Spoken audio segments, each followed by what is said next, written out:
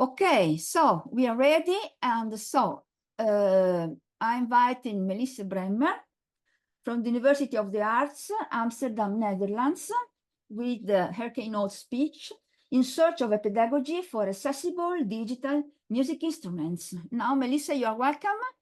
You can share. Thank you very much for your warm welcome, Marcella. I will now put on my PowerPoint. Let me find it. And the sound. Perfect. Okay. Perfect. Great. So a very warm welcome to all of you at the presentation In Search of a Pedagogy for Accessible Digital Instruments. I'm Melissa Bremmer. I'm Professor of Arts Education at the Amsterdam University of the Arts. And I would also like to give a short visual introduction of myself to the audience. I am a woman. I'm 52 years old. I'm wearing a black blouse and a red coat. I have brown hair with some strands of gray. I'm wearing red lipstick and glasses, and I have brown eyes. So within my research group, our research strand is music education and disability. And for the past years, I have been working with the organizations of Drake Music Scotland and the Dutch organization My Breath, My Music, who give technology a prominent role in music education. Now, before I dive into my presentation, I'd like to note that as some people want to be addressed in a person-first way, such as musician with a disability, and others in an identity-first way, such as disabled musician, I will alternate between the use of both in an attempt to honor both wishes. So despite the UN Convention on the Rights of Persons with Disabilities, it is still problematic for persons with disabilities to access music education in the Netherlands, and I'm guessing beyond the Netherlands as well. And not surprisingly, persons with disabilities are therefore relatively underrepresented in music education and the music industry. Now, persons with disabilities can encounter all different kinds of barriers when trying to take part in music education. And these barriers range from the lack of adequate transport to their music lessons, to the absence, for example, of braille sheet music made available to persons with low vision, or because of the teacher's unfamiliarity or lack of experience with the use of accessible digital music instruments. Now, the barriers to music education in part relate to views we might hold on disability. The two most well-known and most described perspectives on disability are the medical and social model of disability. Now, in short, and this is just a very short description, the medical model says that people are disabled by their impairments and they should be fixed. A person should adapt to the norms of society, and all therapies and medical attention is geared towards making people as normal as possible. Now, the opposite of the medical model is the social model, which says that disability is a social construct. And when society removes barriers, disabled people can take part in society in an equal way. So from the perspective of the social model, barriers should be removed for people who want to take part in music education. Our music technology has the potential to remove at least some of the barriers for people with disabilities to make music.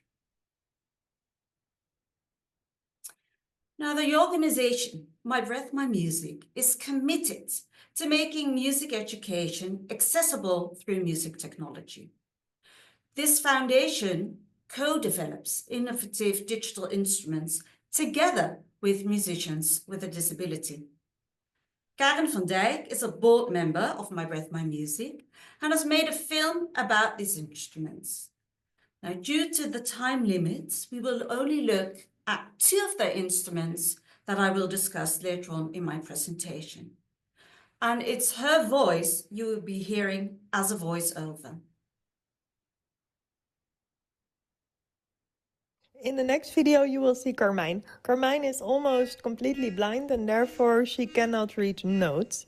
So we have the travel sax, which is playable by one hand, so she can read the notes in braille by her other hand.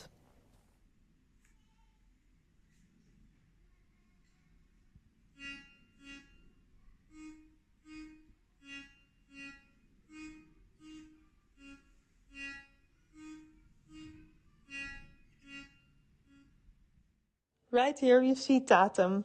Tatum has cerebral palsy, and because of that she can only control the half side of her body, so she can play music by one hand, but because of that she can only play half of a scale, and therefore we put a switch under her working foot so she can play the other half of the scale with the travel sax.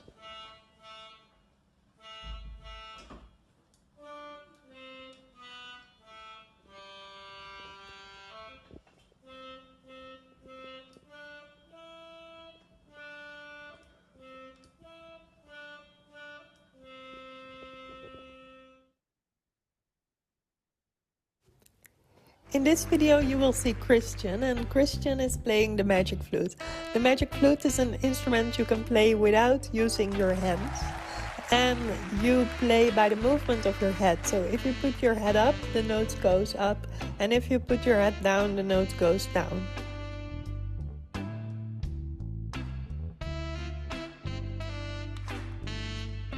Thank you for watching, and if you want to know more about adaptive music instruments or about making music, please visit our website mybreathmymusic.com or contact us by email.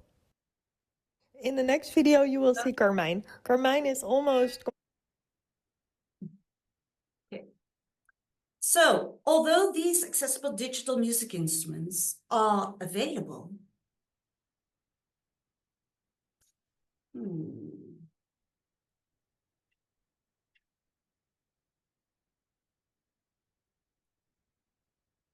not all teachers feel confident teaching on accessible digital music instruments. And Moreno and Maya note that availability of instruments is not enough. We need to know how to teach on these instruments. Or, to use the words of disabled musician Charlotte Bott, she says, "I play the instrument and it seems to terrify teachers. I think there are lots of suitable teachers out there. I just think the way they're trained impacts their ability to teach all these different instruments." So as a research group, we have been working with My Breath, My Music since 2018, and we wondered, what does a pedagogy look like for these instruments that are co-developed by My Breath, My Music? And to be able to research that question, we set up a practice-based research project together with the Center for Arts and Sciences Education, with Het Leerorkest, which translates to the Learning Orchestra. And this is an organization that provides music education in primary schools, and Meer Muziek in de Klas, which translates to More Music in the Class, an organization that promotes music in schools, and the research group Performing Arts Medicine. With this consortium, we decided to develop 9 lessons for beginners for students with learning and/or physical disability from the age of 8 years. That would be tested by teachers in practice. Now, the partners of this consortium found it really important that within the lessons, there would be a focus on a broad musical development. And the lessons should hold a variation of music activities including ones focusing on technique, including postures. For example, when you want to play the magic flute and you're a wheelchair user, it's very important that you have the right posture to support your neck. And also, there would be a focus on creativity and expressiveness. But the partners also said it's really important that there would be attention for autonomy in the lessons. For example, that students would be allowed to choose their own repertoire, or for example, would be allowed to take the lead in improvisations. Now, students with disabilities also want to play in an ensemble or a band with their digital instruments. And as such, we were inspired by the English organization Open Orchestras, who set up inclusive ensembles in schools. And research shows that there is a need for disabled musicians for performance opportunities that are appropriate to people's musical aspirations. Therefore, the 9 lessons work towards a presentation with a musical arrangement that can be performed with different instruments. Lastly, the partners also found it important that we would develop flexible lessons, allowing teachers and students to choose from musical activities that try to fit the students' needs and preferences as best as possible. For example, we will use different types of notation, like color notation, traditional notation, or letter notation. And we will give different options for playing a music piece, for example, a piece that might use more or less complex rhythms. And lastly, the partners said we want to have multimodal lessons. So using a lot of visuals in the lessons, but also advising teachers to use professional touch, such as tapping the pulse gently on a student's shoulder. So how are we developing these lessons? At the moment, we're in phase 1, and we've started with the mapping of the knowledge of pioneer music teachers, 2 per instrument, that have experience in teaching on the travel sax and the magic flute. And we have already interviewed these teachers and observed the way they teach. Now, it was interesting because it was not always easy to find teachers because, for example, one teacher had 1 student, and just before we started our research project, the condition of this student had become so severe that the student was not allowed to play an instrument anymore. But we also did some desk research, what teaching materials might already exist for these instruments. And on the basis of the wishes of the partners, the practical knowledge of the music teachers, and the desk research, we are now in the process of developing a first concept of these lessons, which will be sent back to the partners for feedback before we test the lessons in practice. So in phase 2, we will recruit new teachers for each instrument. So 3 teachers will be trying each instrument, and the teacher will test the lessons together with their students. And these teachers will be provided with instruments for half a year, and will try their lessons with 1 or more students. So after the 5th and the 9th lessons, we will hold focus group interviews, and we will ask what did or did not work, or what is lacking of these lessons. And the definite version of these lessons will be published open access by the Leerorkest, but we will also make instruction films about the instruments. And lastly, we will plan, there are already plans actually, to give teacher training courses on the use of these instruments and to introduce these lessons.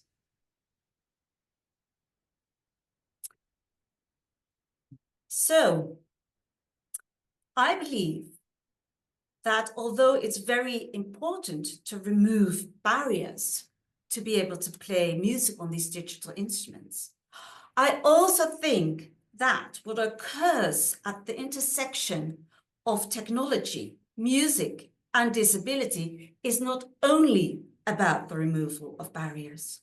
What happens at this particular intersection is something that holds the promise to shape challenge and invigorate the broader artistic musical landscape.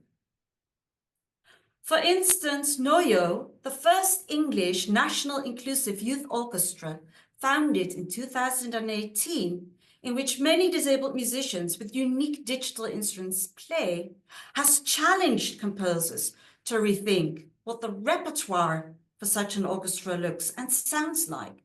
And according to Noyo, this has really led to new, exciting, dynamic repertoire that enriches the existing youth orchestra landscape. And similarly, the inclusive professional ensemble, BSO Resound, which consists of musicians with an invisible or visible disability, such as a violinist, cellist, flautist, clarinetist, percussionist, and an instrumentalist, are also performing new repertoire that is especially composed for them. And interestingly, this ensemble goes back to schools to show children with a disability that there is a possibility for them to play a new digital instrument and still make a professional career in music making. So I think this is a very important aspect as well.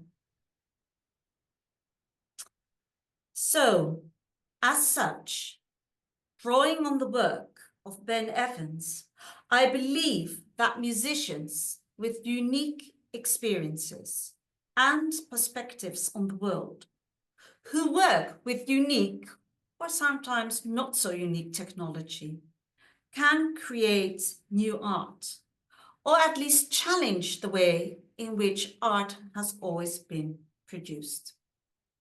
So here on the photo to the far right, you can see Claire Johnston, who perceives the iPad as a music instrument in its full own right.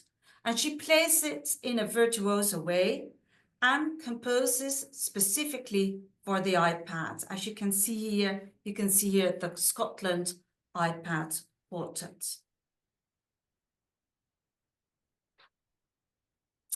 So I would like to end this presentation with the words of musician Jess Fisher, who is a Control 1 musician.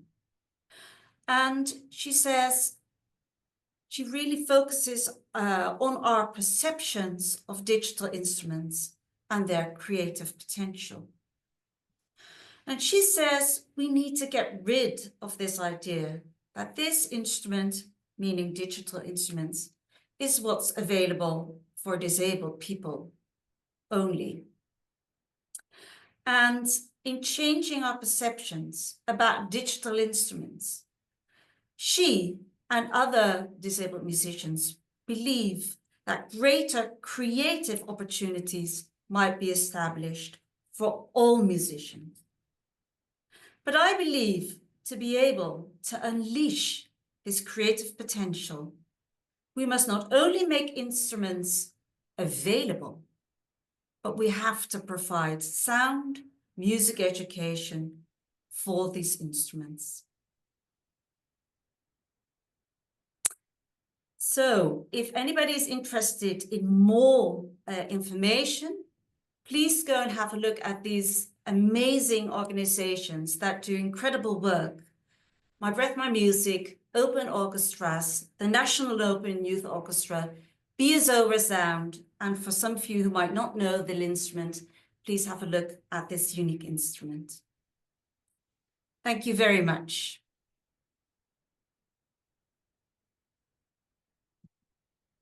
Thank you, Melissa.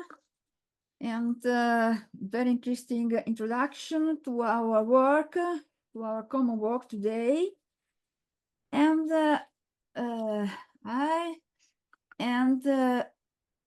what I appreciate more of your presentation is the integration of the technology, the pedagogy, and the musical aspects of the problem. Because when you speak of the social model of disability, I, as a musician, understand also the social model of music. So perhaps imposing a too strict model of music implies also not to build a friendship musical environment for disabled people, and also for everybody, not only for disabled people. So I want to ask you, you spoke about a lesson planning that is very interesting, because I think that for teachers, they have many difficulties, of course, with the technology in general. But the most difficult thing is to plan the pedagogical work.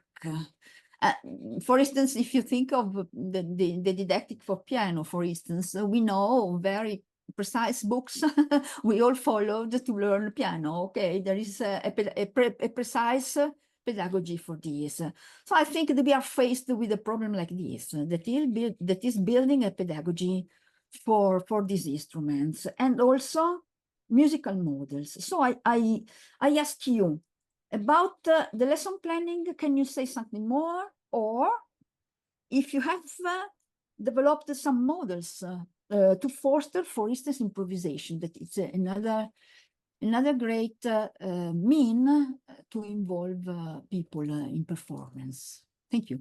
So I think it's a very interesting question. I think it's what we realize, that it's very explorative work that we're doing.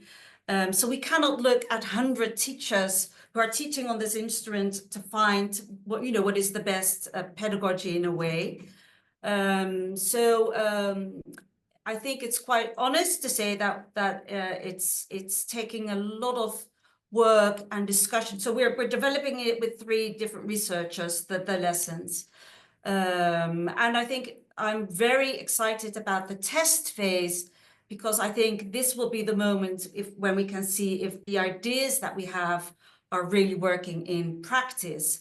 And we will have different teachers. So some teachers will be working with students with physical disabilities, and others will be working with students with learning disabilities. And then we will see if we have given enough differentiation in the lessons so that all the teachers and students are able to follow their musical path that fits their musical potential and physical and learning disabilities. So with the improvisation, one of the researchers has a background in creative music making, the Guildhall School methodology of improvisation. So we're drawing on her knowledge, but we're also using knowledge of 2 Belgian music pedagogues who have just brought out methodology books on improvisation called Making Time for Music. So we're using some of their ideas as well to implement in the lesson plans. Does that answer your question, Marcella? Yes, thank you. Thank you. It's a big question. I think we will take years to develop pedagogy. Okay, but okay, we can start from here. Okay, anybody has questions for Melissa? No? Okay, but then at the end we have also the round table. Okay, Denise? Lucas and Yes, Luke? yes. We have some time, so we are good on schedule.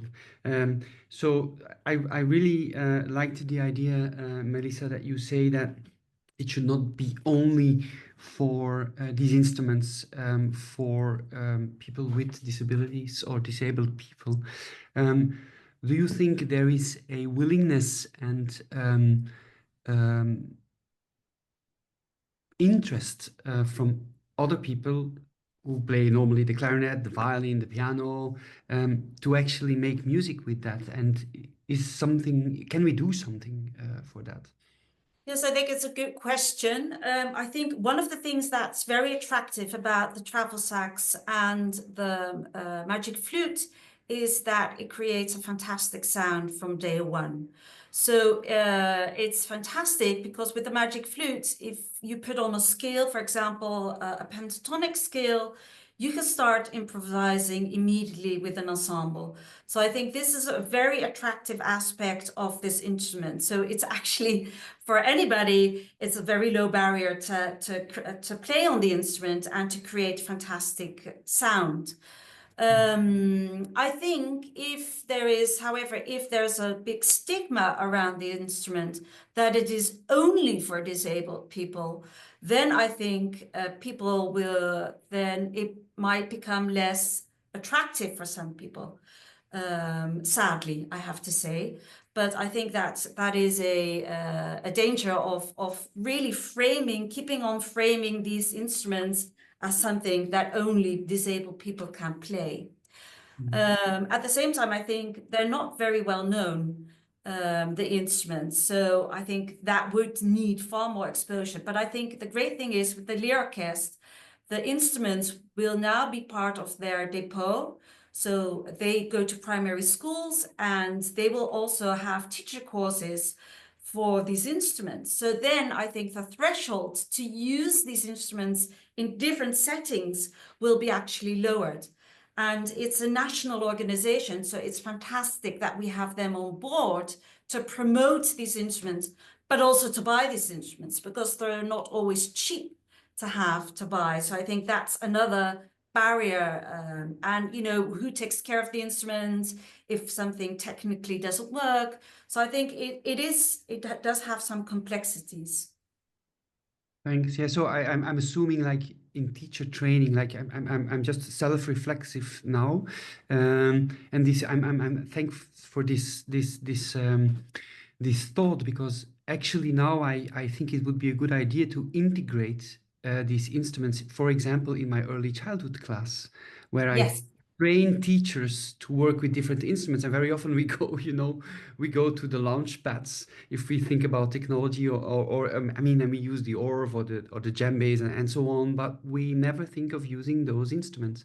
So that would be probably a good idea to start using Yes. them.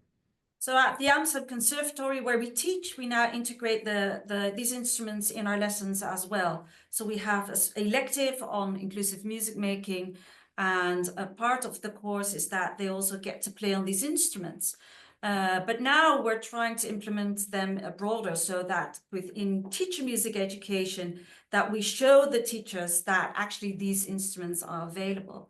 And I think this is also something that is great about these music instruments, that music teachers can use them, musicians can use them, but also music therapists can use them. So I know that, for example, the Foundation My Breath, My Music uses these instruments to train the breathing therapy, or during breathing therapy, because it really motivates students to do the breathing exercises in a very artistic way.